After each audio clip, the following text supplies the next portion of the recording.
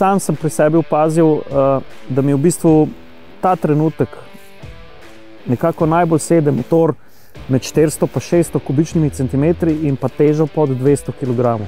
Verjetno zaradi tega, ker potrebujem to kilometrino, to kondicijo, o kateri govoriš. Pa tudi se mi zdi, da za začetnika je zelo pomembno, da obvlada težo motocikla. Kaj bi tukaj rekel? Mogoče je prav, da tudi motorist začetnik že takoj začne razmišljati o sopotniku, ali mora tu preteči nekaj časa, pa se nekaj časa na motorju voziti sam. Iztočnica iz naših tečajev, recimo o tečajih za sopotnikom, za sopotnico, kakorkoli, vse karkoli se nekaj novega pridobiva, je vseeno treba najprej solo, sam motorist, da to obvlada ali pa prije do neke stopnje in potem morda doda sopotnika. To zdaj ne pomeni, da zdaj sopotnica ne bo smela pol leta z nami na motor, ampak da čim prej pride sam do nekega nivoja motorist, torej ali je motor primeren za mene, kakšni so moji občutki, koliko kilometrov sem že naredil, da potem še lahko sopotnic tam. Zdaj, če imam že v štartu, ne vem, 300 kg motor, bom že imel dosti več časa porabil za to, da ga obvladam, da prijem do neke stopnje tega nivoja, da bi se dobro počutil jaz, kaj šele potem sopotnik odzadaj.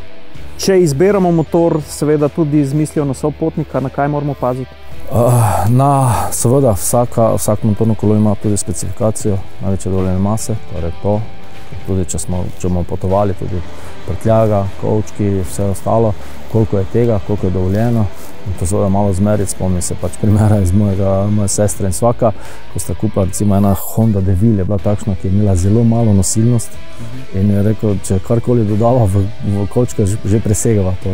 Takrat se ciklistika in vse toliko seveda tudi poruši, nevarno, ni to zastonj napisano, tako da vidimo na to, ampak današnji motorji ne verjamem, da kjer ima problem za kakšnega sopotnika zraven, torej kar se teže tiče. Je pa seveda vožnja čez drugo.